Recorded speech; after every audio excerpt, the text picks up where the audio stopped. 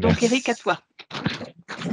merci beaucoup, Martine. Donc, rebonjour à toutes et à tous.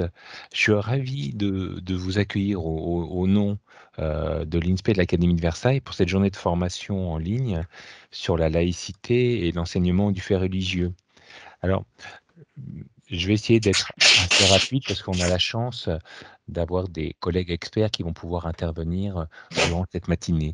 Le premier point, c'est d'abord de vous dire, mais pourquoi est-ce qu'on a souhaité aborder, et ce depuis plusieurs années, la question de la laïcité et on va dire des valeurs de la République, et aujourd'hui particulièrement l'enseignement du fait religieux.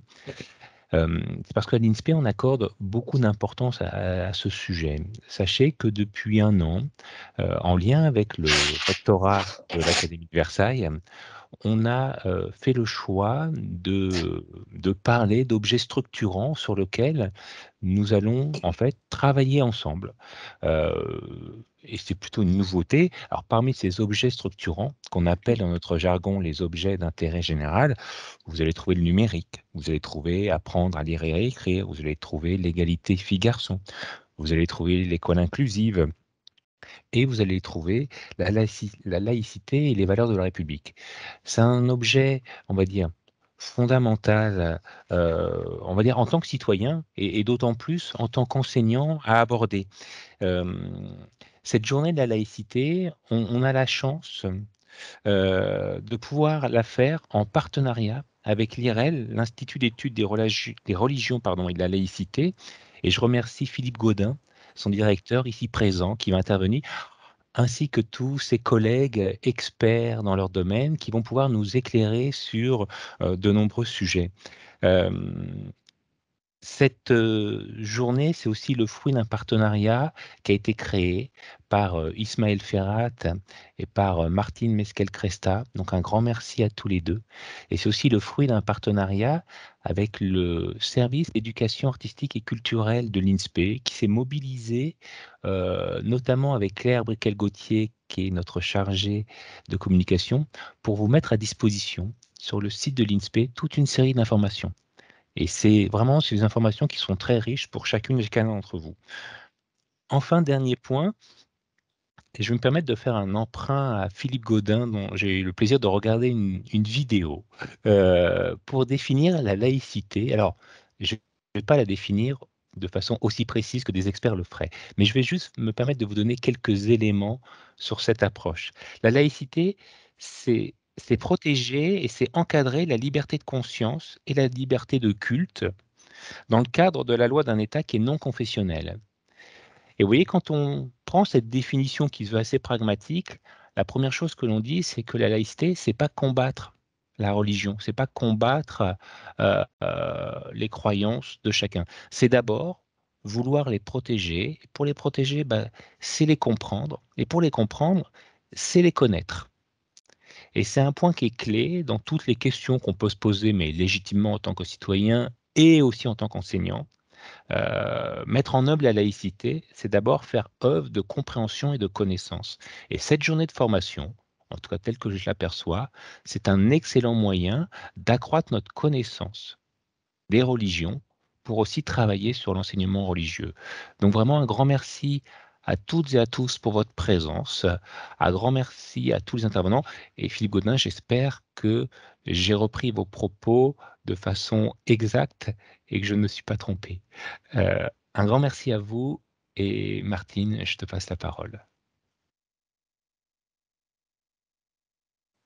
Martine, il faut réactiver ton micro.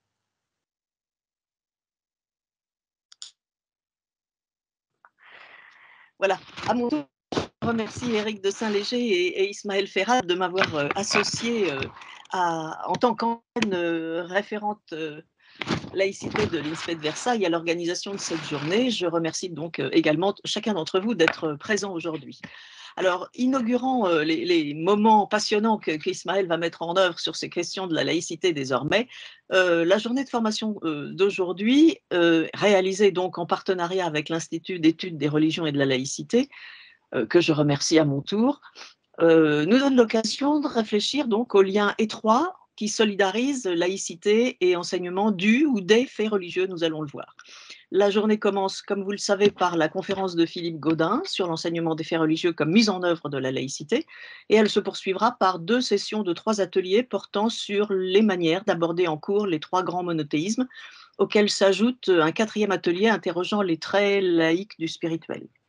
Donc les inscriptions ont eu lieu à peu près correctement. Il y a eu des difficultés jusqu'à hier soir, jusqu'à ce matin même peut-être.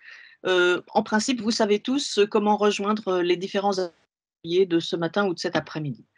Alors pour ma part, en tant qu'ancienne formatrice et chercheur en philosophie de l'éducation, je dirais juste quelques mots d'introduction pour commencer à problématiser ces interrelations entre l'enseignement du fait religieux et la laïcité. Et je poserai surtout quelques questions, non pas pour faire polémique, mais pour ouvrir les débats. Puisque l'année dernière, en juin dernier exactement, avec Jean Boubereau et Ismaël Ferrat, nous avions commencé à aborder ce rapport laïcité-religion dans nos sociétés sécularisées et à l'école. Alors voilà, à partir de ce que nous en avions déjà dit, je voudrais dire quelques mots et poser surtout quelques questions. Je rappelle qu'il y a 20 ans, en 2002, a eu lieu un des premiers colloques sur l'enseignement du fait religieux qui avait été imaginé par Régis Debray à la suite du rapport qu'il venait de remettre sur cette question, après, comme vous le savez, le 11 septembre 2001, et après aussi le rapport de l'historien Philippe Joutard qui avait souligné l'analphabétisme religieux dans les écoles en particulier. À ce moment-là, Régis Debray présentait la notion de fait religieux comme un compromis ou une neutralisation.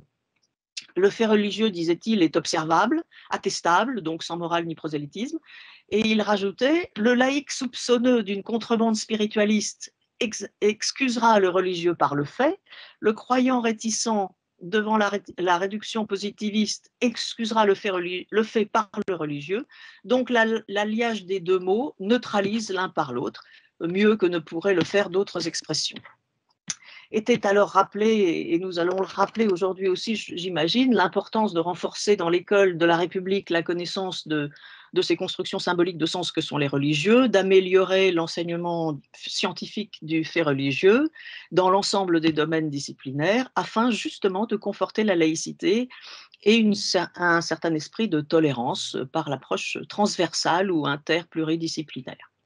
Bref, il s'agit d'éliminer des visions trop simplistes. Et en principe, un module de philosophie de la laïcité et d'enseignement du fait religieux était devenu obligatoire dans la formation des enseignants depuis cette époque-là. En 2002 aussi, je le rappelle, pour remercier nos collègues chercheurs de l'IREL, était créé justement l'Institut européen des sciences des religions, devenu justement l'IREL en 2021. Donc, je laisserai à M. Gaudin le soin de présenter cet institut dont il est le directeur. Je le remercie à nouveau, ainsi que Madame, M. Laitier, Rochette et Abad. Mais juste pour introduire, encore une fois, sans esprit de polémique, quelques questions pour ouvrir le débat, les débats, qui j'espère seront très riches aujourd'hui. Aujourd'hui, en 2022, donc 20 ans après ce fameux rapport de Régis Debray, suite donc aux attentats terroristes jusqu'à la mort par décapitation d'un professeur d'histoire, suite aussi à la décomposition du paysage religieux de notre ultra-modernité, des tensions continuent d'exister. Les chercheurs de l'IREL vont nous aider à aborder tout cela, bien sûr, mais donc mes questions sont les suivantes. Elles sont en partie suscitées par la lecture d'un livre d'Aline Girard qui s'appelle « Enseigner le fait religieux à l'école, une erreur politique ?» point d'interrogation.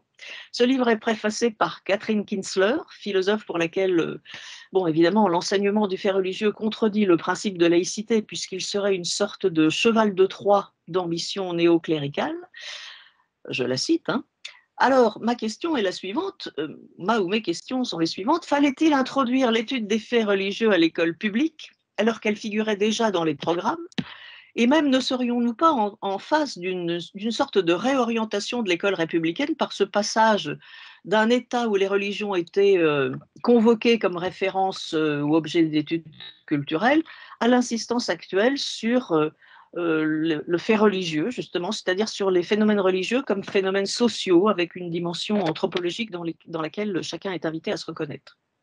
Autrement dit, comment conserver la possibilité d'un espace scolaire sans religieux, sans Dieu, sans appartenance, et qui s'est proposé d'affranchir les consciences de l'emprise des dogmes, des églises, des enfermements ou autres assignations.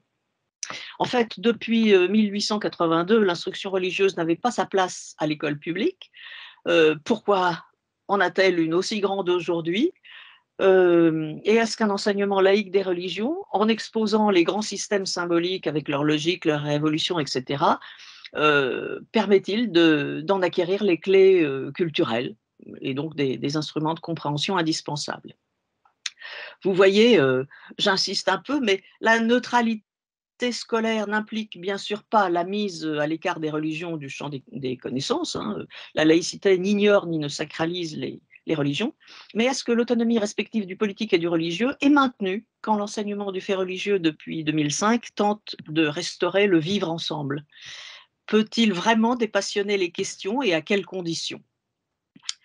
Donc voilà pour ma première série de questions. J'en ai une toute petite autre.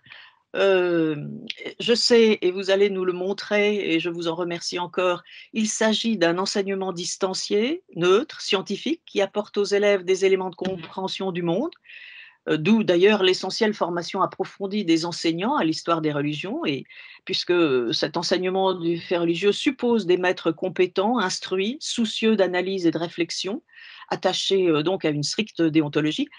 Mais là encore, donc, j'ai une question et je m'appuierai cette fois-ci sur Jean-Pierre Aubin qui a souligné qu'il a souligné, voilà ma question, comment éviter les difficultés à enseigner le fait religieux ou les textes fondateurs des religions quand les enseignants eux-mêmes sont souvent jugés sacrilèges dans leur approche distanciée et non théologique? Cet enseignement des faits religieux peut-il toujours éviter la confusion entre connaissance et croyance, entre cultuel et culturel? Notamment quand on s'estompe, comme aujourd'hui, les cloisonnements entre espace public et privé, entre démonstrations scientifiques et revendications convictionnelles. Autrement dit, en matière de contenu, de méthode, de fin, quelle est vraiment la légitimité de cet enseignement aujourd'hui en direction d'un enrichissement culturel ou d'un apprentissage de la tolérance et du pluralisme? Voilà, je m'arrête là. Vous voyez, par quelques interrogations qui ouvrent cette journée, je suis de toute façon persuadée qu'une laïcité éclairée, donc aussi, hein, l'idéal universaliste d'un monde commun avec ses diversités, ne peut se fonder sur l'ignorance religieuse d'une laïcité d'incompétence. Je sais que ces questionnements vont trouver des éléments de réponse dans vos interventions et vos ateliers. Je vous en remercie d'avance. Et peut-être juste une dernière question pour finir. Ce terme de religion imposé par l'Occident chrétien n'a-t-il pas aussi à être travaillé et interrogé, pour ne pas dire déconstruit? Je vous remercie et je vous donne la parole, Monsieur Gaudin, en vous remerciant chaleureusement pour votre intervention ainsi que celle de vos collègues. Merci beaucoup pour cette introduction. Est-ce que tout le monde m'entend à peu près correctement? Oui, très bien. Ça va? Bien, alors Monsieur le recteur, merci infiniment pour avoir aplani mes sentiers avant même que je ne commence. Donc, merci pour cette introduction. Merci aussi pour l'introduction de Madame la référente laïcité et pour les questions provocatrices qu'elle a soulevées et auxquelles je répondrai, mais d'une manière extrêmement brève, mais pas tout de suite. Alors, effectivement, laïcité et enseignement des faits religieux, je ne vais pas m'étendre trop longuement sur la signification de cette politique publique d'éducation. Une fois n'est pas coutume, pardonnez-moi de faire un peu d'autopublicité, j'ai fait ma thèse sur le sujet, je peux vous renvoyer effectivement à ce texte, donc vers une laïcité d'intelligence, point d'interrogation, paru donc aux presses universitaires d'Aix-Marseille et qui essaye de faire le point effectivement sur la signification de cette politique publique d'éducation depuis les années 80. C'est en soi intéressant sociologiquement, historiquement, etc., etc.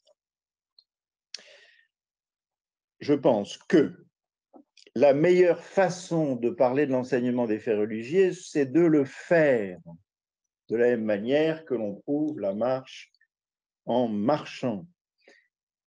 J'ai enseigné la philosophie moi-même une vingtaine d'années, il m'est arrivé de le faire et de devoir le faire, pour la simple et bonne raison que si vous regardez la liste des philosophes, des auteurs préconisés pour les oraux notamment, possibles au baccalauréat, vous vous rendrez compte extrêmement rapidement qu'un certain nombre d'entre eux sont directement et explicitement des religieux, sans parler du fait que plus de la moitié d'entre eux ont une relation directe ou indirecte avec un contexte religieux précis, et sans parler du fait, pour ne citer que les 3 maîtres du soupçon sur lesquels je travaille beaucoup, je fais actuellement un cours sur la question de la religion chez Marx, et ça me passionne tout à fait. Des gens comme Nietzsche, comme Freud ou comme Marx, le moins qu'on puisse dire, c'est qu'ils n'étaient pas incultes en la matière. C'est vraiment le moins qu'on puisse dire. Donc j'ai pu moi-même, d'une certaine manière, pour employer cette expression, mais peu importe les mots que l'on emploie, pourvu que l'on se mette d'accord sur la chose que l'on fait, j'ai pu le faire moi-même comme professeur. Le mieux, c'est que vous allez écouter mes collègues. Stéphanie Laitier, Renaud Rochette, Jamal Habab. Vous allez les écouter ce matin. Moi, c'est la 17e année, je crois, que je travaille dans l'institut que je dirige actuellement. J'ai écouté des dizaines et des dizaines de formations sur ces questions-là, soit avec des membres de l'IESR, qui est devenu l'IREL, pour que justement le mot laïcité soit présent, parce que ça correspond à ce sur quoi on travaille depuis le début, et moi tout particulièrement, puisque je ne suis pas spécialiste d'une tradition religieuse particulière, depuis ces nombreuses années que j'écoute des formations,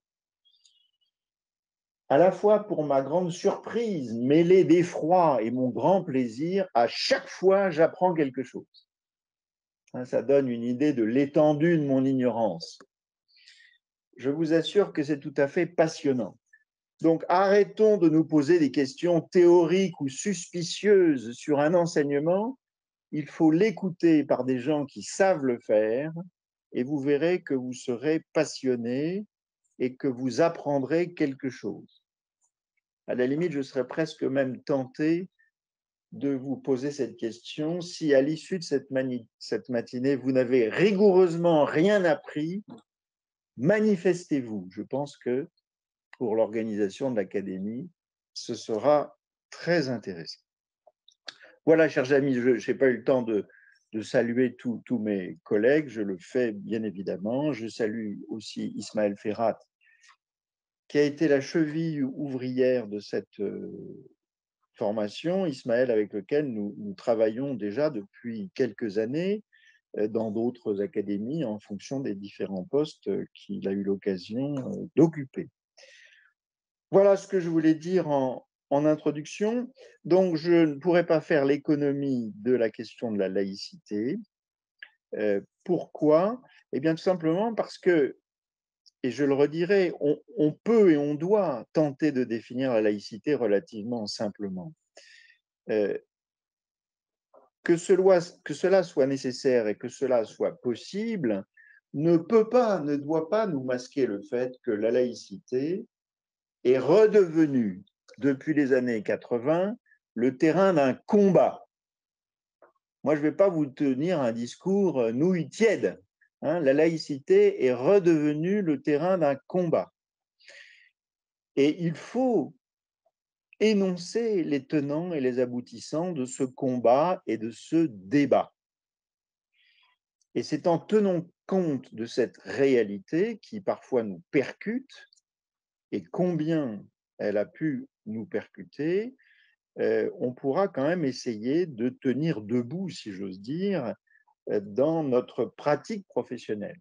Et le problème étant d'avoir des idées assez claires et assez simples, sans pour autant être simpliste ou fausse, afin de pouvoir tout simplement pratiquer la laïcité, puisque vous le savez, quand on est en situation d'exercer un métier pour la fonction publique, quelle que soit la fonction publique pour laquelle on travaille, ou que l'on soit dans une association ayant une délégation de service public, alors on incarne la laïcité de l'État, la laïcité de la République. Donc, comme toujours, ma préoccupation, c'est cette préoccupation pratique, hein, comme on dit parfois dans le jargon, la posture professionnelle. Alors, je n'ignore absolument pas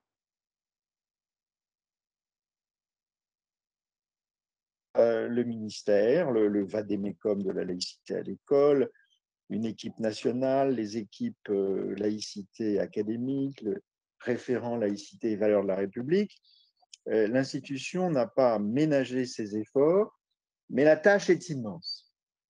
Il y a pas très loin d'1 million de fonctionnaires pour ce ministère, c'est tout à fait considérable. Et là, véritablement, fonction publique, ça veut bien dire fonction au service du public, être au contact avec le public, avec les jeunes d'aujourd'hui, qui sont à l'image de la France d'aujourd'hui.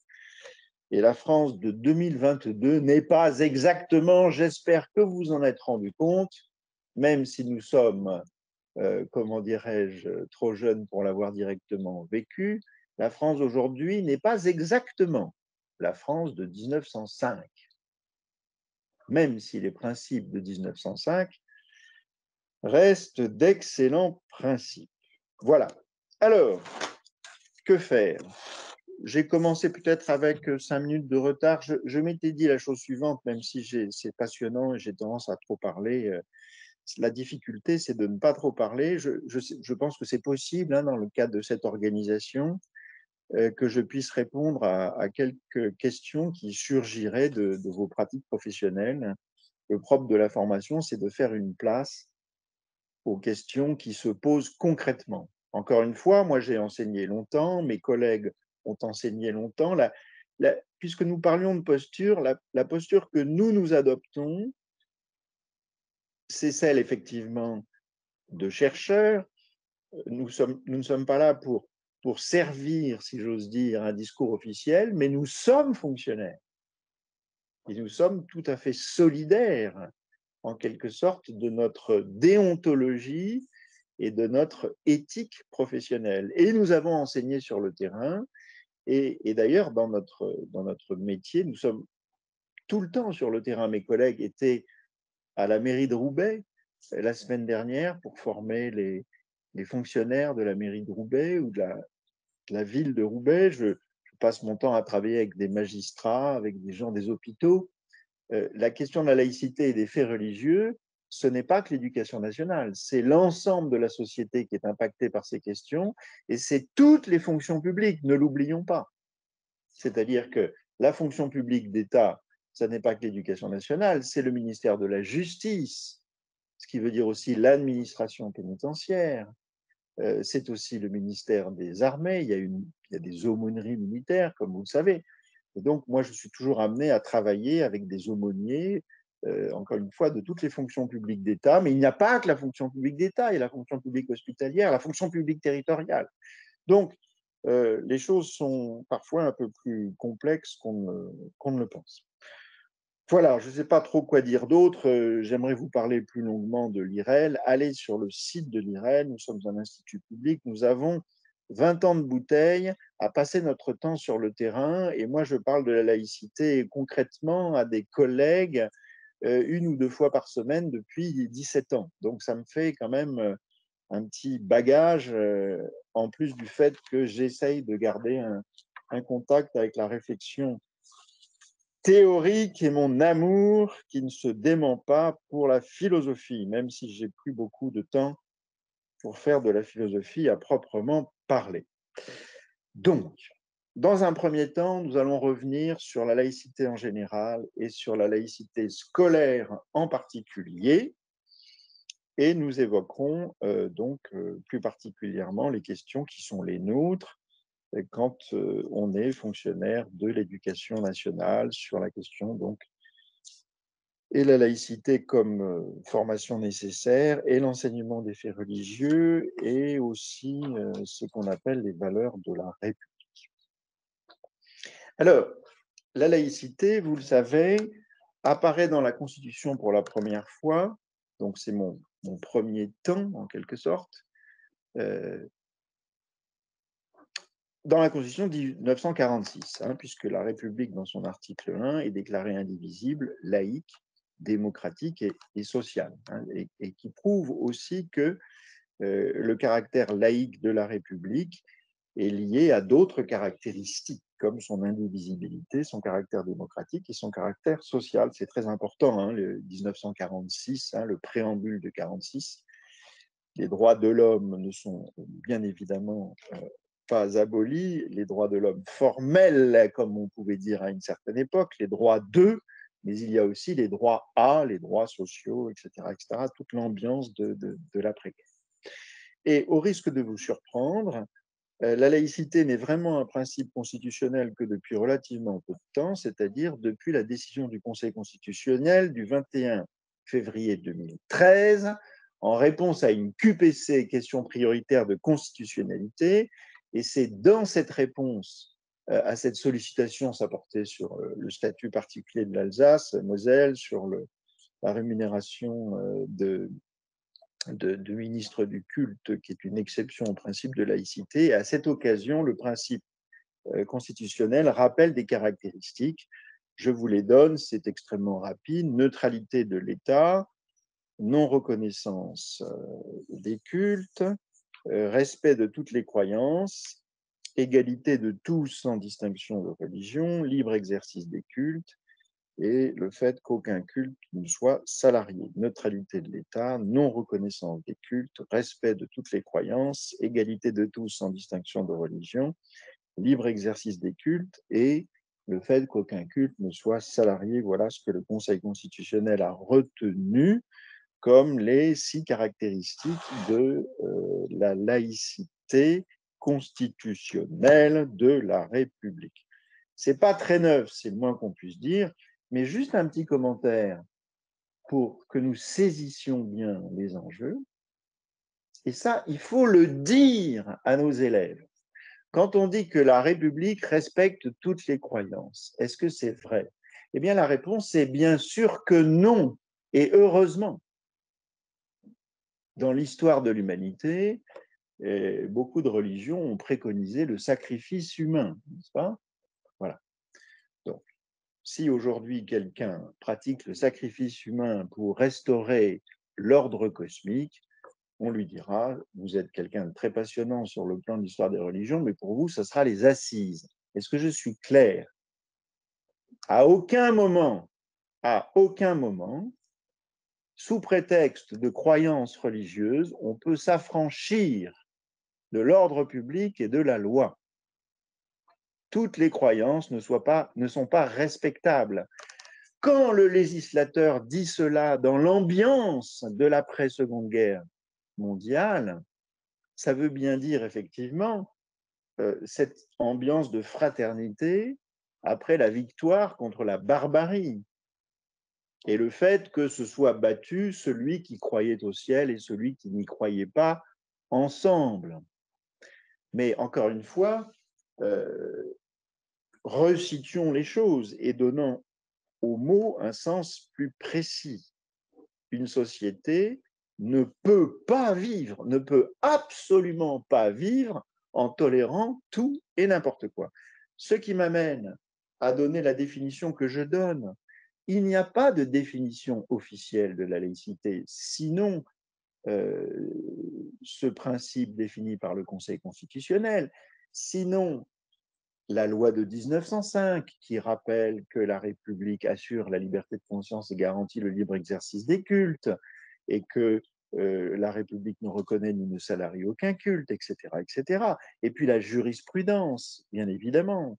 Mais si vous voulez, il n'y a pas une définition toute simple, mais c'est à chacun d'entre nous de tenter une définition de la laïcité qui ne soit pas en contradiction avec le droit, en quelque sorte, mais qui essaye de faire comprendre l'esprit de la laïcité.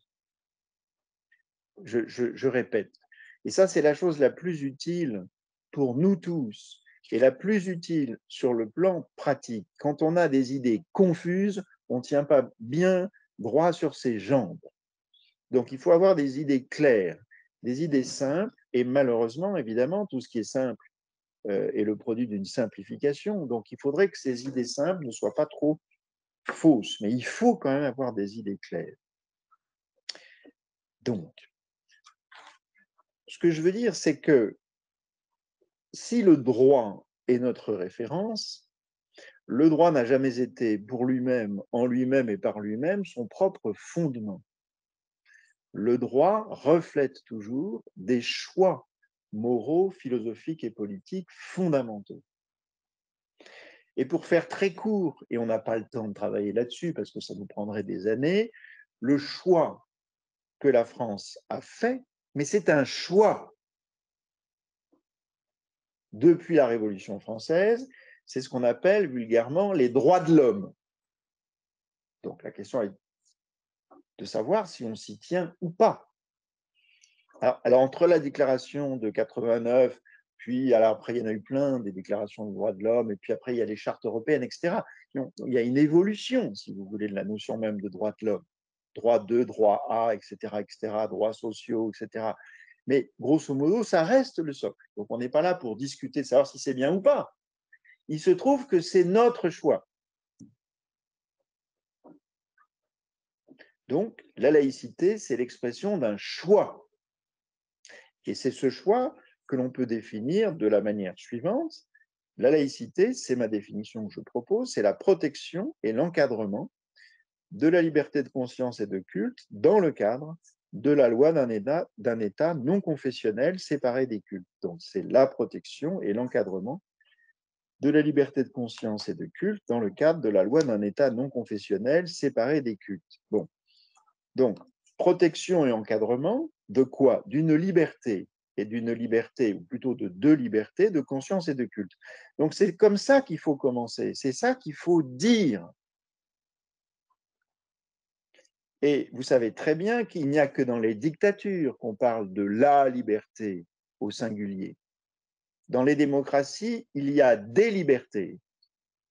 Et ces libertés-là, on peut les défendre devant des tribunaux. Et seule une liberté qui a des limites peut être défendue. Une liberté absolue, ça n'a aucun sens. Et la liberté de conscience, comme la liberté de culte, elles sont protégées, mais elles sont limitées. Vous ne pouvez pas, au nom de votre conscience, appeler au meurtre de monsieur machin ou de madame truc, n'est-ce pas? La liberté d'expression, on ne va pas repartir dans ce débat, elle est limitée, même si elle est protégée. Et la liberté de culte, c'est pareil, elle est garantie, mais dans certaines limites. Bon, ben voilà, un lieu de culte doit répondre à des normes matérielles, etc., sanitaires, patati, patata, etc. Et si le ministre du culte appelle à détruire la République française, etc., eh ben, ça ne va pas. Ouais, ce n'est pas possible. Donc, la liberté de culte n'est pas un absolu qui n'a pas de limite. Voilà. Et donc, au fond, tout était déjà dit dans son principe, dans le merveilleux article 10 de la DDHC de 1789. Nul ne peut être inquiété pour ses opinions, même religieuses, pourvu que leurs manifestations ne troublent pas l'ordre public établi par la loi. Le principe, c'est la liberté, et en même temps, le cadre, c'est l'ordre public et c'est la loi. Voilà. Et donc, on ne peut pas développer, on n'a pas le temps, mais il faut se mettre d'accord sur le cadre. Il faut se mettre d'accord sur... Alors là, il y a deux grandes philosophies. Il y a ceux qui disent le droit, c'est la loi, et il y a ceux qui disent la loi, c'est le droit. Alors, le droit, c'est la loi, c'est une formule bien connue de Carré de Malberg. Le droit, c'est la loi, c'est le fait de dire qu'en dernière analyse en démocratie, c'est la volonté générale comme expression du peuple qui définit en quelque sorte ce qu'est la loi. C'est-à-dire, c'est le refus du gouvernement des experts et des élites. Donc, vive le peuple. Sauf que l'histoire nous apprend que le peuple aime bien les dictateurs. Il ne choisit pas toujours les amoureux de la liberté. Et donc, le contre-pouvoir de la loi comme expression du peuple, c'est le droit. Et chez nous, le droit est fondé sur la notion de droit de l'homme, pour faire très vite. C'est-à-dire la liberté individuelle, protégée et limitée justement par cette loi à laquelle tous sont soumis. Donc, d'un côté, on peut dire que le droit, c'est la loi, donc c'est le peuple, mais on peut dire que la loi, c'est le droit. Et c'est le job du Conseil d'État et du Conseil constitutionnel de faire en sorte que la loi ne soit pas contraire au droit. Il y a un équilibre à trouver. Mais la laïcité, c'est l'expression d'un choix. Il faut que nos collègues puissent dire à leurs administrés, à leurs élèves, au public, quand on vit en France, on ne vit pas nulle part, que ça plaise ou non. La France a une longue histoire, la France n'en finit pas de changer et d'évoluer, mais elle ne vient pas de nulle part. Et en France, on ne peut pas faire n'importe quoi et on ne peut pas croire n'importe quoi. Il y a un cadre. Il faut se mettre d'accord sur le cadre. Alors, pour nous autres fonctionnaires, dans le cadre de nos missions, nous sommes tenus fondamentalement à la neutralité. Et je vous renvoie au célèbre circulaire de Jean Zay, il faut toujours décliner la neutralité, n'est-ce pas, dans ces trois aspects, n'est-ce pas? Neutralité confessionnelle, neutralité partisane, neutralité commerciale. On ne fait pas de publicité pour des marques. Neutralité partisane. Un professeur n'a pas le droit de dire à ses élèves il est interdit de voter pour tel parti ou de dire vous devez voter pour tel autre parti. Bon, on peut en rigoler. Moi, j'étais lycéen dans les années 70. Je peux vous dire qu'on ne parlait pas du tout de laïcité, tout le monde s'en foutait, ce n'était pas le débat. Mais la neutralité partisane de mes profs, pardon. Alors, donc la laïcité ne doit pas être non plus, l'école de la République ne doit pas être non plus l'otage d'une idéologie bien déterminée sur le plan politique et sur le plan partisan. Quant à la neutralité confessionnelle, effectivement, un professeur n'a pas à dire quelles sont ses croyances ou ses non-croyances, ses appartenances ou ses non-appartenances, n'a pas le droit de dire que tous ceux qui ne suivent pas la sagesse du Bouddha sont des imbéciles ou je ne sais trop quoi. Voilà ce que ça veut dire la neutralité confessionnelle, n'est-ce pas?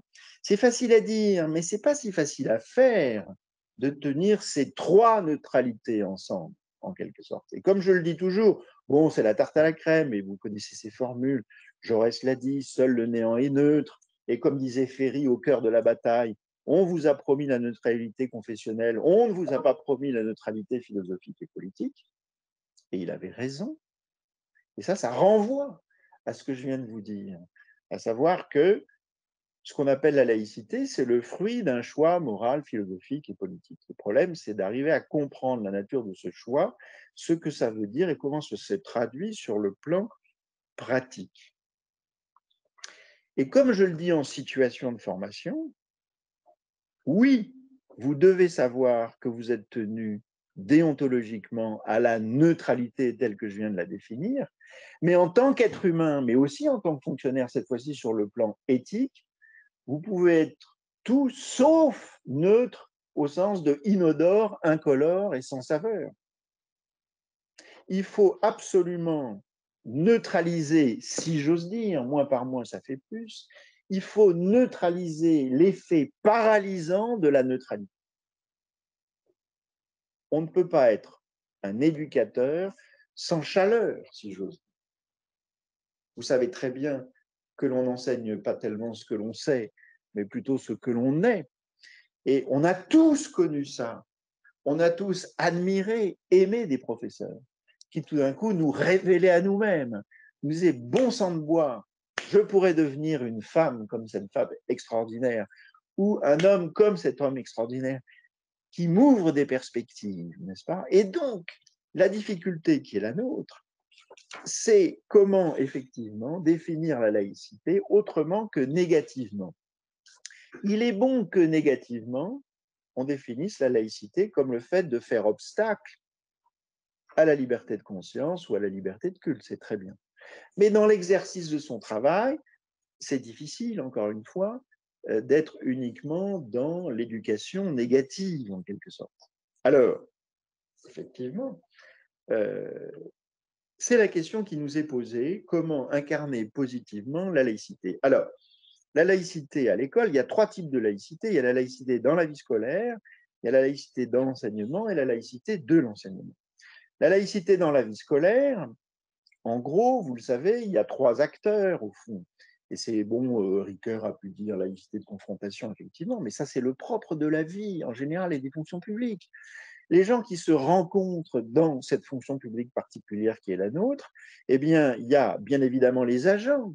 Il n'y a pas que des professeurs dans l'éducation nationale, les agents publics qui incarnent la laïcité, les élèves, bien évidemment, pour laquelle l'école est faite, et puis les parents d'élèves qui existent. Alors, ça ne veut pas dire que les parents d'élèves doivent faire la loi à l'école, mais il n'y aurait pas d'élèves s'il n'y avait pas de parents d'élèves. Et donc, après tout, voilà, l'école est aussi au service de la société, pas seulement au service de certains principes, mais aussi au service de la société.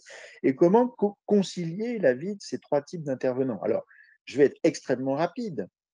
Nous, on est tenu à ce qu'on appelle la neutralité. On verra comment cette neutralité doit être non pas froide, mais chaude. On y reviendra. Il y a les élèves qui ne sont pas tenus à la même neutralité, vous le savez très bien, que les agents publics, mais qui, depuis la loi de 2004 sur les signes ostensibles, on a vu une évolution de la notion de laïcité scolaire pour les élèves qui ne doivent pas, dans leur façon de s'habiller, comment dirais-je, faire apparaître une appartenance confessionnelle. Bon, cette loi se passe plutôt bien, etc. Mais bon, vous savez bien que des tas d'autres signes peuvent apparaître. Après, l'important, c'est le comportement, le fait de ne pas remettre en question l'autorité des professeurs, les programmes, etc. Pas de faire de prosélytisme, etc. Mais si un élève dans le journal du lycée exprime le fait qu'il appartient à telle ou telle confession, ça n'est pas un problème. Ça serait un problème si c'était un professeur.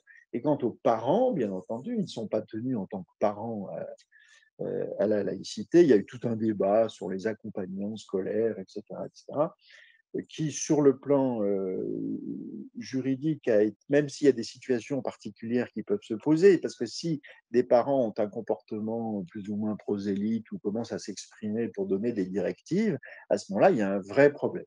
Après, juridiquement parlant, des parents accompagnants lors d'une sortie scolaire ne sont pas considérés comme d'authentiques collaborateurs du service public, et donc on ne peut pas complètement appliquer aux accompagnants la loi de l'interdiction des signes sensibles, etc., etc., etc. Bon. Voilà, en gros, la laïcité de la vie scolaire. La laïcité dans l'enseignement, c'est celle qu'on rencontre quand les professeurs en parlent en enseignement moral et civique, par exemple, ou en histoire, tout simplement, où cette question-là peut apparaître. Bien évidemment, la Révolution française, la séparation de 1905, la Troisième République, les grandes lois laïques, etc., etc., etc., ou en philosophie. Et puis, je dirais la laïcité de l'enseignement. Ça, c'est très intéressant. Qu'est-ce que c'est que la laïcité de l'enseignement?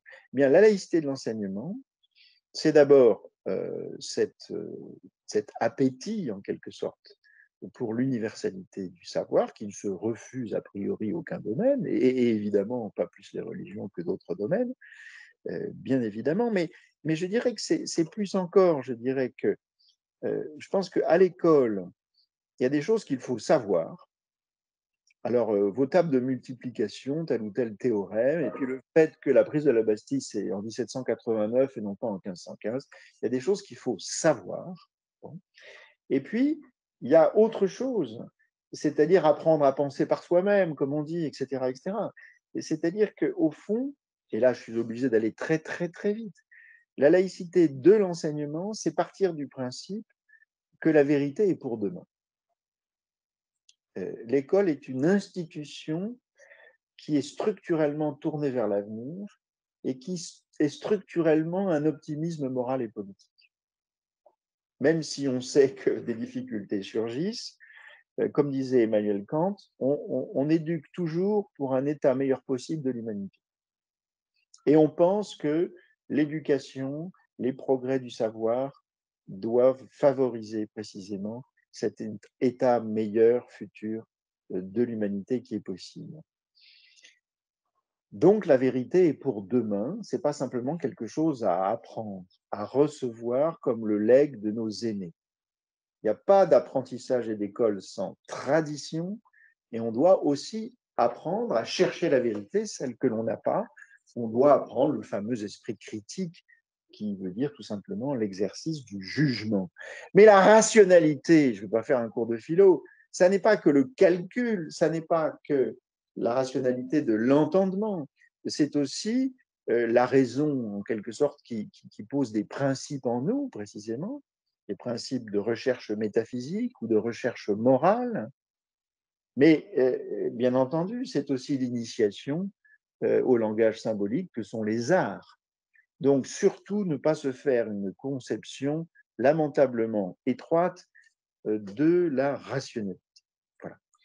Alors, la situation qui est la nôtre, si vous voulez, depuis les années 80, on constate la réémergence relativement forte des affirmations religieuses. Et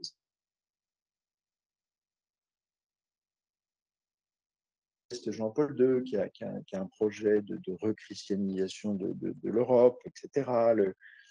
La révolution conservatrice américaine de Reagan, le dynamisme des églises évangéliques, le bouddhisme qui n'est pas qu'une etc., etc. Le Parti du peuple indien qui, comme par hasard, est créé dans les années 80 en Inde, le poids des partis religieux en Israël et bien évidemment le fait que les revendications politiques de l'islam occupent le terrain d'une manière extraordinaire, donc depuis les années 70 et en tous les cas 79 étant une date capitale, c'est-à-dire le retour de l'ayatollah Khomeini à Téhéran. Donc, nous avions complètement oublié ce qu'était qu'une religion dans l'épaisseur de l'expérience historique de l'humanité. Nous avions cru que la religion n'était qu'une opinion personnelle, en quelque sorte, métaphysique, etc., parce que nous avons une histoire très particulière qui essaye de la France, etc., etc., etc. Bon. Sauf que, voilà, la France n'est pas le monde, mais la France est dans le monde, et le monde s'invite en France. Voilà, on est tous pris dans une énorme machine à laver qui s'appelle la globalisation, à la fois économique et migratoire. Donc, les choses changent, et effectivement, les années 80 nous ont rappelé que les religions ne sont pas que des opinions métaphysiques qui concernent les individus, mais que ce sont des systèmes normatifs, que cela plaise ou non. C'est comme ça.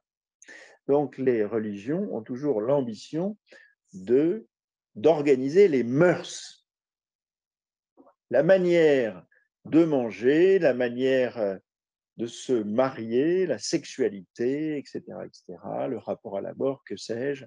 La religion, ce n'est pas que des questions théoriques. Alors, ou bien on dit cacher ces réalités que je ne saurais voir, ou on essaye de faire face, effectivement. Et donc, que se passe-t-il ? Ce qui se passe, c'est qu'aujourd'hui en France, par rapport au fait que la laïcité est redevenue un combat, on assiste à une bipolarisation, effectivement, des choses. Il y a des gens qui voudraient aller vers toujours plus de neutralité, une espèce de fuite en avant, en quelque sorte, qui fait que l'école, alors là, ne serait même plus le sanctuaire que Jean Zay désirait, mais je serais tenté de dire la forteresse vide, n'est-ce pas, qui est censée se protéger de la société, comme si c'était possible, n'est-ce pas ? Comme si c'était possible, compte tenu du profil de nos élèves, compte tenu des nouvelles technologies de la communication et de l'information. Donc la forteresse vide va devenir une secte impuissante, n'est-ce pas ? Et donc cette idée qu'il faut tout neutraliser, et les partisans d'une laïcité de tout espace public, n'est-ce pas ? Et qui n'ont pas compris que la laïcité concernait la République et l'État et non pas l'ensemble de la société, n'est-ce pas ? Bon. Et puis de l'autre côté, la reddition générale sur le mode des accommodements les plus déraisonnables avec tout et n'importe quoi, sous prétexte que la religion revendique la possibilité, au nom de certaines normes, au nom de certaines mœurs, d'avoir, au bout du compte, des droits différents, n'est-ce pas ? C'est-à-dire ce qui finirait par faire littéralement exploser le pacte républicain. Et c'est assez difficile, effectivement, de naviguer en quelque sorte dans cette tension. Alors,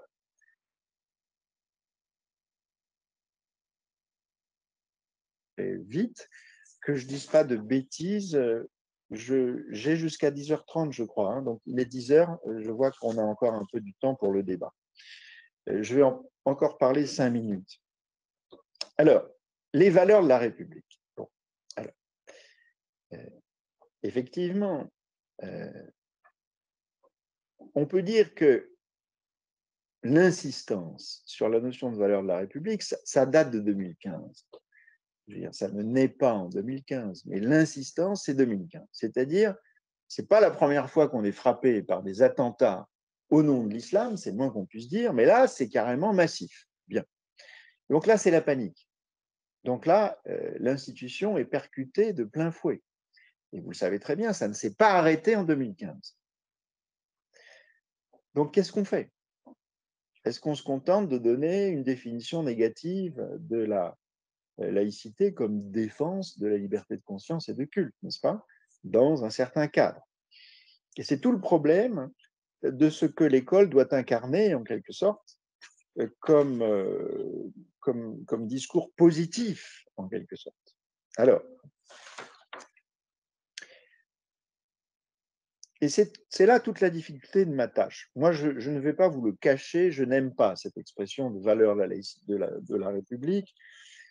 Les gens ne le savent pas, mais enfin, la notion de valeur, c'est les philosophes qui ont véritablement pensé les questions morales sous l'angle ou à l'aune de la valeur, c'est-à-dire d'un point de vue très relativiste, fondamentalement. Hein. Jamais, à aucun moment, Emmanuel Kant aurait pu parler de valeur morale. Il parle de respect de la dignité de la personne humaine, effectivement. Il parle effectivement de, comment dirais-je, de se donner à soi-même des principes que si les autres les suivaient en quelque sorte, il n'y aurait pas de contradiction, etc. Une sorte d'universalité de la raison avec un grand R, mais certainement pas de valeur. Le propre des valeurs, c'est que ça monte et ça descend, si vous voulez. Hein. Bon. Je dis d'une manière provocatrice, mais c'est mon rôle. Il n'y a qu'à la bourse que les valeurs sont vraiment chez elles, n'est-ce pas? Bien. Moi, je préfère les principes aux valeurs. Mais le propre du langage, c'est que, bon, le sens des mots peut évoluer, etc. Je suis parfaitement au courant du fait que dans le code de l'éducation, il est dit que la mission de l'école, c'est de transmettre effectivement les savoirs, la connaissance, mais aussi d'enseigner les valeurs de la République. Bon, très bien. Alors, la question là qui se pose, c'est comment fait-on quand on est professeur? Alors là aussi, je plaide pour la clarification et la simplification. Je pense que ça vaut le coup d'enseigner, de discuter, de réfléchir sur notre devise républicaine. Liberté, égalité, fraternité. Je pense que si on était capable de faire cela à fond et sérieusement, ça serait formidable. Pour le reste, vous le savez bien, donnez-moi la liste des valeurs. Qu'est-ce que c'est que cette histoire? Au nom de quoi un ministère aurait le droit de fabriquer la liste des valeurs de la République? Qu'est-ce que c'est que cette histoire? Nous avons un bloc de constitutionnalité, bon sang de bois. Nous avons la déclaration de 1789, nous avons le préambule de 1946, nous avons la charte des droits fondamentaux de l'Union européenne. Bon, alors, je ne vois pas en quoi, pourquoi et comment on pourrait tout d'un coup instaurer une liste des valeurs de la République qu'il faudrait enseigner et imposer aux enfants de la République. Par contre, on a une devise qui est très profondément enracinée dans ce que j'ai appelé ce choix philosophique, moral et politique qui est le nôtre. Et ça commence toujours par la liberté, l'égalité et la fraternité. Alors là encore, je n'ai pas le temps de le faire. Il faudrait pouvoir approfondir. Et la grande question, c'est que liberté et égalité ne peuvent pas ne pas être contradictoires. Et ça, c'est, à mon avis, le grand problème de l'école à la française. La France est un pays dans lequel notre école connaît vous me direz si vous êtes d'accord avec moi, un divorce assez dramatique, pour ne pas dire tragique, entre un certain type de discours égalitariste et une pratique extrêmement féroce de la sélection.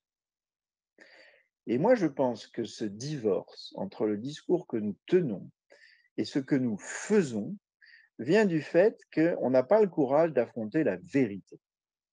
Quand j'entends dire en permanence que l'école de la République est en échec parce que je ne sais pas quoi, elle n'a pas lutté contre les inégalités, etc., je pense que ce type de discours est catastrophique.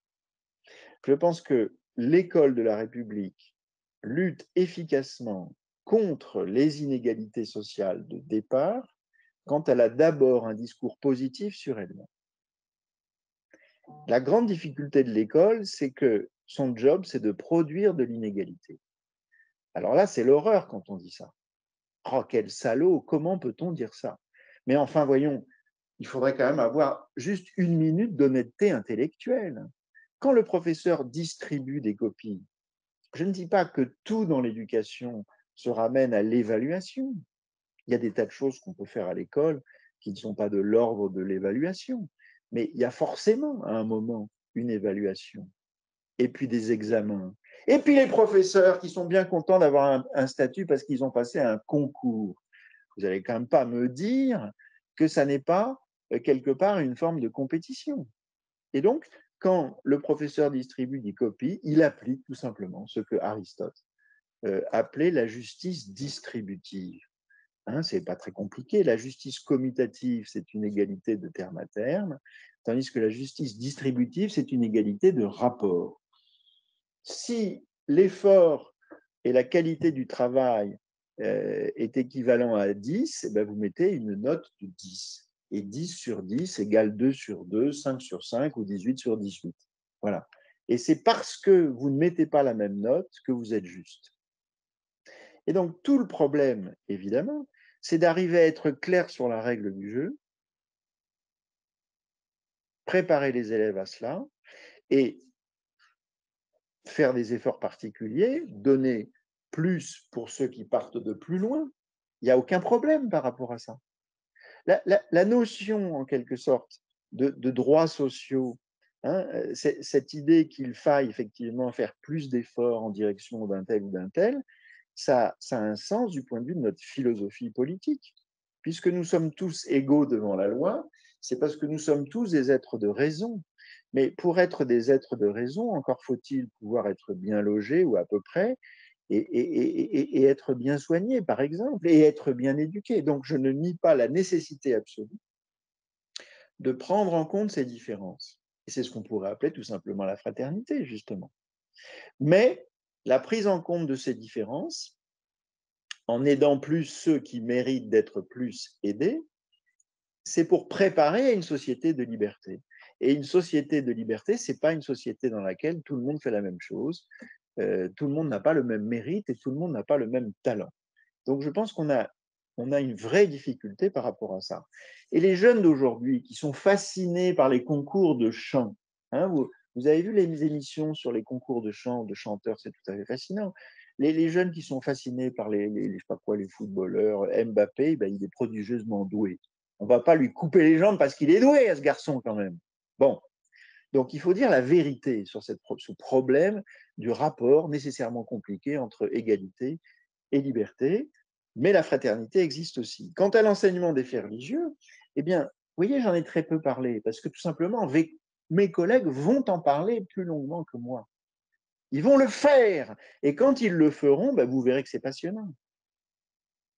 Cette idée, pardonnez-moi madame, que certains peuvent avancer, que derrière l'enseignement des faits religieux, ce n'est pas votre idée, mais celle de certains, moi franchement, je travaille trop depuis trop longtemps pour avoir envie de passer une minute à discuter ce genre d'opinion idéologique. Absolument incroyable. La 5e section des sciences religieuses a été créée dans les années 1880. Ça fait donc plus de 100 ans qu'on a institutionnalisé l'enseignement et la recherche dans le domaine des sciences religieuses. Alors quoi? Vous voulez quoi? Vous ne voulez faire aucun effort intellectuel? Alors, s'il y a un problème entre l'éducation nationale et le fait de faire des efforts intellectuels, c'est qu'il y a un vrai problème. Ce n'est pas parce qu'il y a des mathématiciens de haut niveau qu'on ne fait pas des mathématiques avec des collégiens. Il serait grand temps de rendre populaire et démocratique la masse incroyable de recherches en histoire religieuse, en sociologie des religions, en anthropologie des religions ou en philosophie des religions. Il y a des gens qui travaillent beaucoup sur ces questions.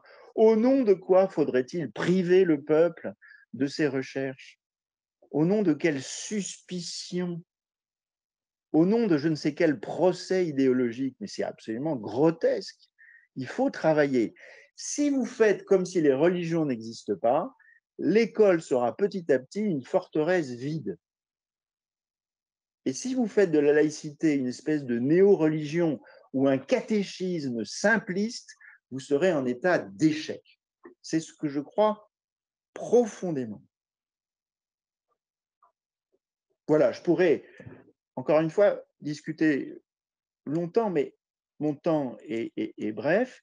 C'est la loi du genre. C'est déjà merveilleux que vous m'ayez donné l'occasion de vous parler. Ça me fait plaisir. Je me sens profondément solidaire des professeurs.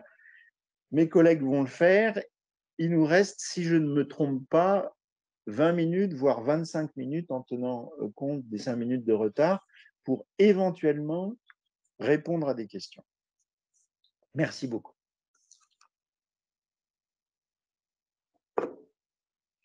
Merci beaucoup à vous.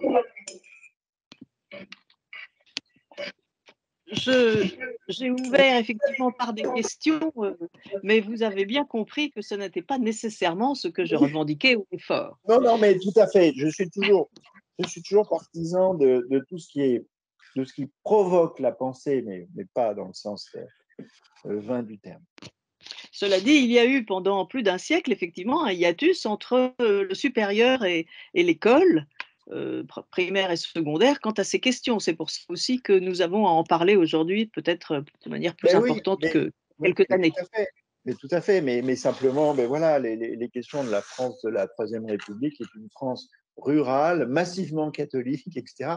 Les questions ne sont pas du tout les mêmes. La France n'est plus rurale, elle est urbaine. La première catégorie des convictions, c'est les gens qui n'ont pas de religion. L'islam est présent, etc. Les questions sont complètement différentes. Et donc, on est obligé de travailler ces questions. C'est aussi simple que ça. Le fait de croire qu'on va les mettre de côté et de dire que les religions ne sont qu'un ramassis d'hypothèses, des équilibrations de gens qui pensent qu'il y a des éléphants roses qui se baladent dans le ciel, si on ne s'occupe pas des religions, les religions, elles s'occupent de nous, croyez-moi. Alors. Donc, moi, j'ai posé suffisamment de questions au début. Je vais laisser la parole à nos étudiants, stagiaires, collègues qui sont présents, donc à distance. Qui aiment leur micro, si vous le voulez bien, à ce moment-là.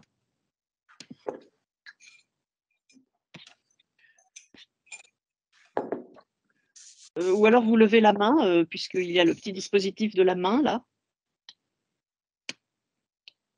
Est-ce qu'il y a des questions? J'espère.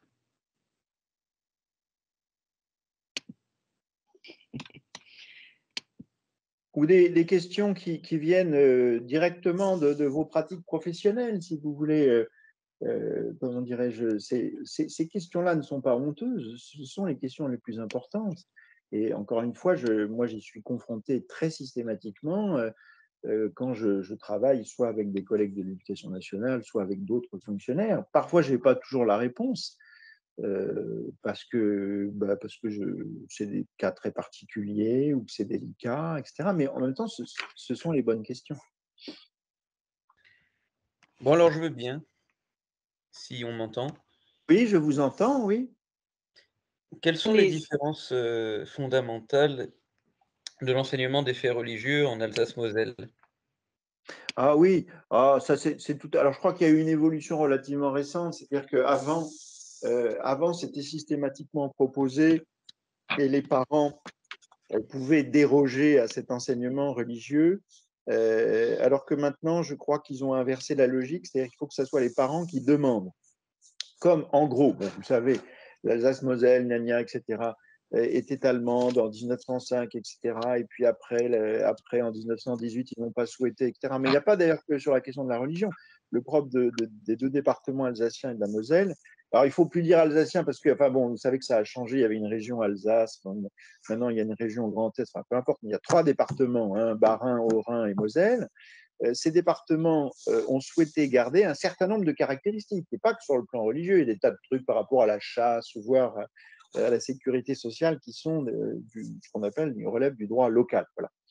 Et donc, on est resté dans ces départements dans une situation qui était celle de la France du 19e siècle, ce que j'appelle le petit pluralisme religieux. C'est-à-dire que, grosso modo, la France a renoncé à cette idée qu'il y avait une religion d'État. Le catholicisme n'est plus la religion d'État, c'est la religion de la majorité des Français, tout le monde connaît cette histoire, etc. etc.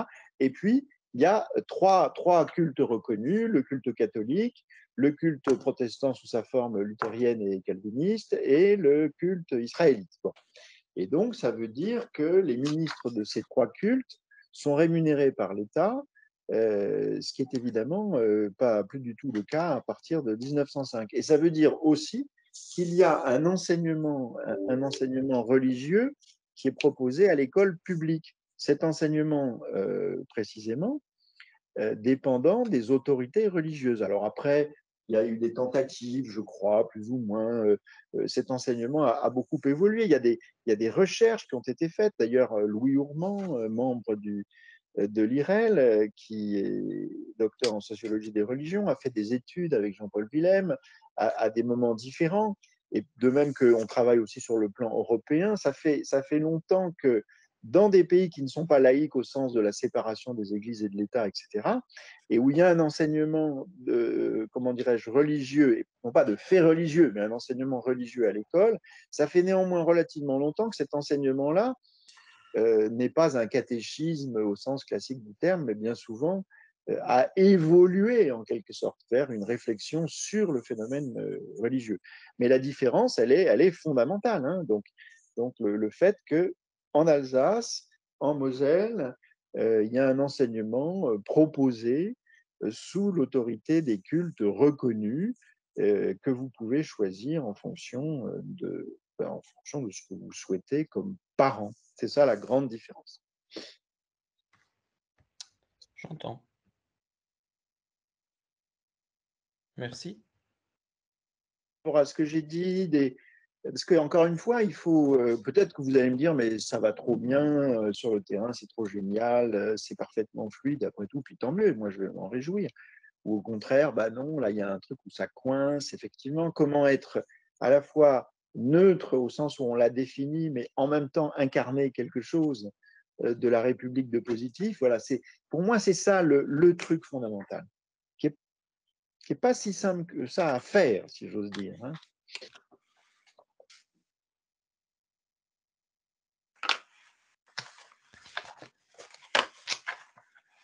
Alors, je crois que parmi les personnes qui veulent poser des questions, il y a Emmanuel Brassa. Emmanuel Brassa voudrait poser une question. Oui. Oui, je voulais poser une question. Vous m'entendez? Oui. Oui, je vous entends très bien. Oui, alors, merci pour votre exposé excellent, mais qui éclaire beaucoup de choses, enfin, qui nous donne un cadre de réflexion et de travail très, très ample. Ma question est la suivante. Condorcet disait, vous le savez, que si l'on ne voulait pas sombrer, disons, dans une éducation morale qui impliquait un rapport, disons, d'adhésion donc à des valeurs sans réfléchir et sans objectivité, ce qui était effectivement pour lui le cas de la croyance religieuse, qui demandait une adhésion à des valeurs plus qu'une réflexion sur des principes, il disait qu'il fallait enseigner le droit à l'école. C'est-à-dire, pourquoi? Parce que le droit, c'est la loi, justement, enfin, c'est la loi, et le droit se discute, il a une histoire, mais en même temps, il est contraignant, prescriptif, et il a une valeur objective. C'est-à-dire qu'on peut à la fois l'étudier comme un objet, disons, de réflexion, un objet, en même temps, il a une objectivité et il est contraignant. Et en même temps, il détermine une loi commune. Alors, il disait qu'il fallait l'enseigner dans les écoles plutôt que de faire, disons, un catéchisme républicain. Alors, ma question est la suivante. On n'a jamais vraiment donné raison à Condorcet. C'est-à-dire que l'enseignement du droit est resté très minoritaire dans les écoles, Je veux dire, il est possible hein, par toutes sortes d'entrées textuelles, mais il est resté très minoritaire au collège et au lycée. Il est toujours resté quelque chose de réservé, bon, exemple, à des enseignements spécialisés, le droit du travail dans certains lycées professionnels, etc., ou les filières juridiques. Alors, est-ce que si nous n'avons pas pu introduire le droit dans le système public disons, comme un instrument de la laïcité, parce que c'est ce que pensait en réalité Condorcet, on va avoir encore plus de mal, je pense, à introduire l'enseignement du fait religieux, disons, de manière comparable. C'est-à-dire, est-ce que... voilà, vous voyez ma difficulté là. Oui. Voilà ma question. Oui, je comprends. Alors, oui. Alors, écoutez, alors là, je vais répondre d'une manière assez simple. L'enseignement des faits religieux, effectivement, on ne l'a pas inventé comme ça, ça ne s'est pas sorti d'un chapeau. Enfin, je veux dire, on le fait depuis toujours, tout simplement parce que les gens, alors peut-être que les gens s'imaginent que la définition d'une religion, c'est une religion morte, n'est-ce pas? Que c'est bien la religion des Égyptiens, vous comprenez? Parce que bon, voilà. Donc voilà, on a toujours fait l'enseignement des faits religieux. Enfin bon, voilà. Simplement, à partir des années 80, le fameux rapport de Philippe Joutard, ben voilà, on constate qu'il s'est passé des tas de choses, etc., dans l'histoire sociale de la France, etc. On n'est plus, hein, ben, on constate qu'il y a peut-être, comment dirais-je, une espèce de besoin spécifique, si vous voulez, voilà. Et ce besoin spécifique suppose tout simplement de réactiver un petit peu, si j'ose dire, le logiciel. Voilà, les sciences religieuses sont enseignées en France depuis 120 ans, mais où en est la culture générale des professeurs sur ce sujet-là? Donc, il s'agissait simplement de réactiver cette question et de prendre en compte cette dimension dans le cadre des disciplines. Alors, peut-être que, effectivement, c'est la faiblesse de l'enseignement des faits religieux, à savoir que, comme elle n'est pas une discipline, mais encore une fois, je veux dire, cette question-là a été réglée, j'ai envie de dire, presque tout de suite. Mais non seulement elle n'est pas une discipline, mais elle n'est pas non plus, comment dirais-je, quelque chose qui a un programme spécifique ou qui ferait l'objet d'une évaluation spécifique. L'EMC, si vous voulez, est à la fois singularisé, mais on n'a pas créé une discipline au sens un CAPES et une agrègue de MC, par exemple. Donc, l'enseignement des faits religieux, c'est, encore une fois, plaider pour cet enseignement, c'est plaider pour la régularité de la présence de ces questions-là dans les programmes. Régularité, c'est-à-dire que, comme malheureusement, par exemple, la terminale du bac professionnel était remarquable, et puis bon, voilà, ça change, alors ça disparaît, etc. À un moment, on nous explique que Martin Luther King, c'est important pour comprendre l'histoire politique et sociale des États-Unis au XXe siècle, puis après, c'est plus le cas. Enfin bon, ça c'est un petit peu agaçant, cette espèce d'irrégularité stroboscopique. Et puis d'autre part, mais Stéphanie Lettier le dira pour le judaïsme, alors on parle des Hébreux et hop, on passe à l'affaire Dreyfus, bon j'exagère, mais à la fois cette présence stroboscopique qui varie en fonction des programmes qui changent, alors qu'il faudrait un peu pérenniser cette présence, et puis cette présence non régulière de la dimension des faits religieux dans les programmes des disciplines majoritairement concernées, c'est-à-dire l'histoire, les lettres, la philosophie dans une certaine mesure, etc. etc. Donc voilà. Donc déjà, il ne faut pas qu'il y ait d'ambiguïté sur cette question-là. L'enseignement des faits religieux, ce n'est pas en France l'apparition d'une nouvelle discipline. Mais encore faut-il prendre un certain nombre de précautions en termes de formation initiale et continue des professeurs. Vous parliez, madame, de ce module Debré. Moi, je l'ai mis en œuvre à l'époque, ça s'appelait IUFM de Créteil. On faisait 2 sessions de formation par an, c'était absolument passionnant, etc. Mais contrairement à cette espèce de tarte à la crème selon laquelle l'éducation nationale souffre d'être beaucoup trop centralisée, moi je dis parfois, ben non, c'est un peu trop village de Gaulois. Il n'y a pas une académie qui fonctionne de la même manière. Et puis la question des rapports entre les corps d'inspection, les UF, alors maintenant ça a encore changé, etc. Donc, les politiques en termes de formation initiale ne sont pas les mêmes d'une académie par rapport à une autre. Donc, il y a ce problème-là de la formation initiale et le problème de la formation continue. Voilà. Et donc, par rapport à la question du droit, moi, je suis assez d'accord avec cette idée que… Alors, Peut-être que le CJS et le MC le font dans une certaine mesure, néanmoins. On ne peut pas dire que ça soit complètement absent. Mais en tous les cas, eu égard à tout ce que je viens de dire concernant la laïcité, on ne peut pas faire l'économie de cela. Le droit reste la référence. Quand il faut trancher, il faut en revenir au droit. Et sans oublier toujours que le fondement du droit n'est pas proprement juridique, mais ce sont des choix politiques. Donc ça, je suis tout à fait d'accord.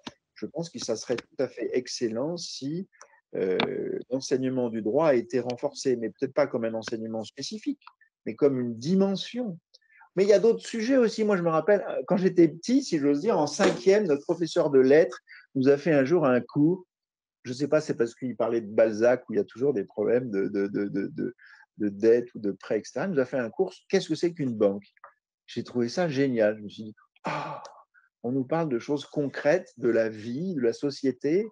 Et c'est vrai que dans la tradition française, la dimension concrète est parfois un peu absente ou réservée à des sections spécifiques. Voilà, je ne sais pas si j'ai bien répondu.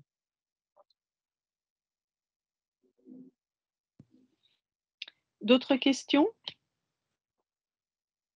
Je crois que Ismaël voudrait en poser une donc par le chat, par le fil de discussion, parce que... Alors, vous pouvez le lire ou Alors, par le chat, voyons voir. Afficher la conversation. Alors. Sinon, je vous la lis directement, en fait. Hein. Est-ce qu'on n'a pas tendance aujourd'hui à aborder l'enseignement du fait religieux sous le signe des difficultés? Comment dirais-je? C'est-à-dire, aborder l'enseignement du fait religieux, c'est-à-dire, quand on parle de cette question entre nous, on parle sous le signe des difficultés. Est-ce que c'est ça la question? Auquel cas, on peut dire aussi, on le fait en partie, donc c'est très bien, et voilà, peut-être qu'on peut aussi voir les choses comme ça. Ou bien, est-ce que ça veut dire l'enseignement du fait religieux quand on le fait devant des élèves? Je ne sais pas. Quand on le fait devant des élèves, ce n'est pas une difficulté du tout. Ça fait partie de l'histoire, etc. Donc, il n'y a aucune difficulté. Alors après, quand on a un débat sur l'enseignement du fait religieux comme politique publique d'éducation, c'est la question des priorités et des hiérarchies. Qu'est-ce qui est important? Connaître le code de la route ou comprendre que le sunnisme et le chiisme, ce n'est pas la même chose et que ça joue un rôle considérable dans la géopolitique contemporaine. À vous de choisir. Je ne sais pas. Qu'est-ce qui est important? Les défis écologiques? Peut-être. Voilà, il y a plein de choses importantes dans l'existence. Peut-être que dans 20 ans ou dans 30 ans, moi, quand j'étais au lycée, on ne parlait jamais de religion, ce n'était pas le sujet. Peut-être que dans 20 ou 30 ans, on parlera très peu de religion, j'en sais rien, c'est possible. J'ai le sentiment que la question religieuse nous assaille aujourd'hui, pour 45 000 raisons. Donc, ou bien on dit ne disons rien, faisons comme s'il ne se passe rien et tout va finir par passer comme un mauvais orage, ou bien au contraire, faut-il se saisir cette question? Bon, moi j'ai tendance à penser qu'il faut plutôt se saisir de cette question-là. Voilà. Et par rapport à ce que dit Ismaël Ferhat, on peut aussi souligner toutes les choses qui se font, ce qui se fait ce matin même, etc. Moi, mon seul souci, si vous voulez, c'est que je continue de rencontrer des professeurs en formation continue dans le cadre des PAF. Et je suis désolé, mais voilà, j'ai rencontré il n'y a pas longtemps un jeune prof tout frais, émoulu du concours de sciences de la vie et de la terre, qui bosse dans un établissement de la banlieue parisienne et qui me dit, mais moi, je ne sais pas comment faire, je n'ai pas reçu de formation. Mes élèves ne me parlent que de religion et me parlent de Dieu à longueur de journée. Je n'ai pas spécialement envie de me faire décapiter. Voilà la question qu'il me pose. Comment on fait devant 800 000 professeurs à former? Alors, est-ce qu'il y a une difficulté? La difficulté, c'est que les professeurs qui arrivent dans l'enseignement n'ont pas reçu en formation initiale quelque chose de suffisamment solide, même s'il y a des académies vertueuses, celles dans lesquelles Ismaël a pu travailler ou travaille aujourd'hui. Mais ce n'est pas le cas partout. Donc cette difficulté-là, formation initiale, formation continue, un peu épisodique, un peu légère, c'est une difficulté. Voilà.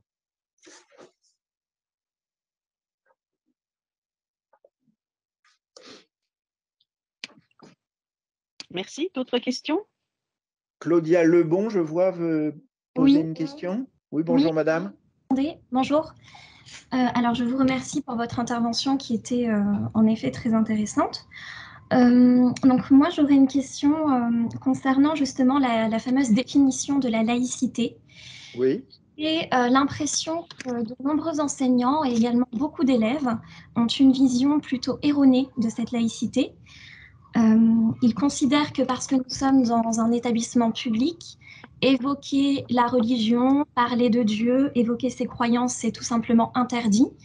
Donc, j'observe des élèves qui s'auto-censurent entre eux lorsqu'un camarade va parler de ses croyances, en évoquant justement le principe de la laïcité, en expliquant que, attention, tout cela est contraire à la laïcité, on ne doit pas parler de Dieu. Je le vois également chez certains collègues, certains enseignants qui considèrent également que la religion, c'est en dehors de l'école, qu'on ne doit pas du tout en parler en classe. Oui, et puis notamment, je pense notamment aux disciplines scientifiques. Il y a également cette idée assez répandue que science et croyances s'opposent radicalement et se contredisent, que Dieu et les sciences sont de principes qui ne peuvent pas du tout dialoguer. Donc j'aimerais savoir d'où cela vient, pourquoi justement y a-t-il cette vision, il me semble, assez simpliste et erronée de la laïcité. Est-ce que c'est justement dû au manque de formation que vous venez d'évoquer? Pourquoi certains enseignants et pourquoi autant d'élèves ont cette vision-là, cette définition-là de la laïcité aujourd'hui dans les établissements publics en France? Voilà, le problème que vous soulevez est un problème important. Il faudrait faire la psychanalyse de la France et de toute son histoire. Or, j'ai 3 ou 4 minutes pour vous répondre. Mais je vous remercie pour votre question. Je vais essayer de faire d'une manière extraordinairement synthétique, comment dirais-je, ce que je fais ou ce que j'ai pu faire devant des jeunes professeurs. Alors, ce qui est très intéressant aujourd'hui, c'est qu'en plus, les jeunes professeurs ne sont pas toujours si jeunes que ça. Et moi, je trouve ça très, très bien. Alors, je sais qu'il y a une crise des vocations pour passer les concours de l'enseignement. C'est un problème assez gigantesque. On ne va pas parler de ça. Mais il y a quand même pas mal de gens qui se présentent, etc., etc. Et parmi les futurs enseignants, il y a des gens qui ont 40, 45 ans, qui ont une expérience professionnelle et donc une expérience vécue. Moi, je considère qu'il faut considérer que c'est une chance, que c'est assez intéressant qu'il y ait des profils divers et variés, etc. Et donc, quand ils me posent des questions sur cette histoire de science, de croyance, etc., qu'est-ce que j'essaye de leur dire et comment j'essaye de leur décoincer? J'essaye, si vous voulez, quand on n'a pas beaucoup de temps, on est obligé de faire comme un ostéopathe. Les gens sont coincés, ils ont des vertèbres qui sont coincées, ils n'arrivent pas à bouger, ils ont mal partout, ils manquent complètement d'aisance. Donc, comment faire ce travail d'ostéopathie, en quelque sorte, si j'ose dire? Alors, il y a un discours dans l'éducation nationale qui est un discours simpliste, catastrophique, à mon avis. C'est, alors, vous comprenez, il y a 2 domaines qui n'ont rien à voir, n'est-ce pas? Le domaine du savoir, le domaine de la croyance. Ça n'a absolument rien à voir. Donc, à l'école, on enseigne le savoir, c'est formidable. Et puis, les croyances, on s'en fout, c'est à la maison, je sais pas quoi, ça n'a rien à voir. Bon, c'est complètement idiot de parler comme ça. Ça ne marche pas. Tout simplement parce que si vous avez le début d'un commencement de culture du point de vue de l'histoire des sciences, vous savez très bien qu'il y a eu une incidence entre religion et science. Et que l'histoire des sciences a eu une incidence sur l'histoire des religions. C'est absolument évident. On ne va pas parler du cas Galilée, Darwin, etc., etc. Donc, il y a forcément une interaction entre les sciences, d'une part, et puis les religions, d'autre part. Donc, ce n'est pas possible de tenir ce discours schizophrénique, parce qu'après, moi, il y a des gens qui sont comme ça. Eh bien, écoute, oui, à l'école, on te dit ça, mais ce n'est pas vrai. Donc, c'est dramatique, parce qu'à ce moment-là, les élèves se soumettent en apparence seulement au travail que les professeurs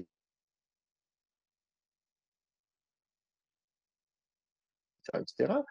Et donc, ils disent, ah ben, très bien, ça c'est le discours de l'école, c'est-à-dire c'est une secte particulière, mais la vraie vérité, c'est ce qu'on dit à la maison. Ça, c'est, à mon avis, une catastrophe. Donc, le problème, c'est comment décoincer les gens. Alors, moi, ce que je leur dis, si vous voulez, c'est que, comment dirais-je, le terme de créationnisme n'est pas un très bon mot. Pourquoi? Parce que ça laisse entendre qu'on n'a pas le droit de penser que le monde a un commencement ou que le monde est créé, comme on dit, si vous voulez. Ce qui est interdit scientifiquement, c'est le fixisme. Hein, c'est le fait de croire que les espèces ont été créées telles quelles, comme ça, chacune dans un couloir.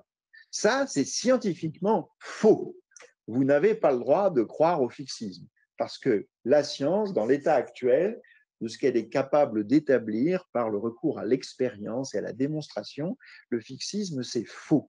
Maintenant, la question de savoir si le monde a un commencement ou pas, ben, Kant l'a très bien montré, c'est les fameuses antinomies de la raison.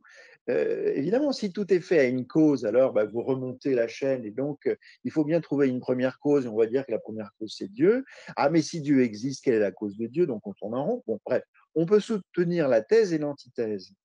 Autrement dit, et j'ai remarqué que si on explique ça aux jeunes professeurs, ça les décoince. Si vous croyez, si vous êtes théiste, ça ne veut pas dire que vous êtes un con. Ça veut juste dire que vous faites un choix métaphysique particulier, qui est parfaitement autorisé du point de vue de la raison, avec un grand R, n'est-ce pas?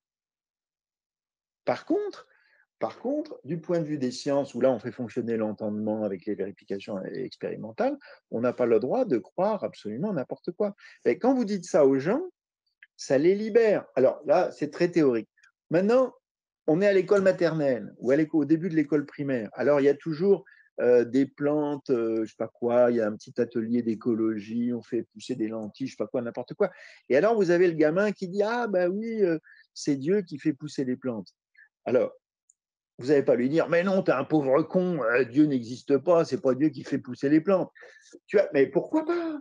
On peut très bien se représenter les choses de cette manière-là, mais nous, à l'école, on essaye de comprendre le fonctionnement. Et donc, peut-être qu'après tout, Dieu est à l'origine de la lumière et du soleil, mais nous, ce qui nous intéresse, c'est là, par exemple, la photosynthèse chlorophyllienne. Alors, on explique. Alors, peut-être que Dieu est à l'origine de tout, mais en classe, tu as le droit de le penser, comme tu as le droit de penser que Dieu n'existe pas. Mais tu as le droit de penser que Dieu est à l'origine de tout. Simplement, en classe, ben, je vais apprendre qu'il faut mettre de l'eau, il faut que la plante ait de la lumière, j'apprends à soigner la plante. Et donc, si la plante, elle n'a pas d'eau et pas de lumière, eh ben, ce n'est pas Dieu qui fera que la plante poussera, elle mourra. C'est ta responsabilité de lui mettre de l'eau, de la lumière, de la soigner, etc. Et à ce moment-là, vous décoincez la situation, c'est-à-dire vous sortez de cette espèce d'angoisse par rapport à la religion. Pourquoi? Parce que, évidemment, la France a cette mémoire inconsciente d'une église dure et autoritaire qui a été l'église catholique et qui s'est opposée frontalement et qui, en plus, trouvait que le régime républicain, c'était pas bien du tout. Donc, forcément, la France s'est construite dans la guerre des deux France. Bon. Et donc, la France a hérité, même si les gens n'en savent rien, je veux dire, les sociétés sont comme les individus, ils ont une histoire généalogique. Donc la France a une histoire généalogique catholique d'un affrontement dur avec tous ceux qui n'étaient pas catholiques. Voilà. Et donc il en reste des traces. Mais il faut absolument sortir de cette histoire et il faut expliquer effectivement que, alors voyez ce que je veux dire, on peut être croyant sans être un imbécile. Alors peut-être qu'il y a des tas de gens qui ont du mal à comprendre ça aussi, ça c'est un problème. Bon, mais ça, excusez, bon, vaste question. Mais encore une fois, ça ne veut pas dire de l'autre côté qu'on a le droit de tout croire, parce que la science, si vous voulez, on a le droit de croire, mais on n'a pas le droit de croire n'importe quoi. Voilà. Le développement des sciences nous oblige à changer notre manière de croire. Voilà. Et ça, il faut le dire, sinon les gamins sont perdus, les professeurs sont perdus. Et donc le décoinçage, c'est quand on explique aux jeunes professeurs, ceux qui sont croyants de je ne sais quelle religion, ça ne veut pas dire que ce sont des imbéciles. Bah, déjà, ils vont mieux. Et puis après, eh ben, il faut se plonger dans l'étude des sciences et de l'histoire des sciences. Voilà, j'espère que j'ai essayé de répondre à cette question on ne peut plus difficile.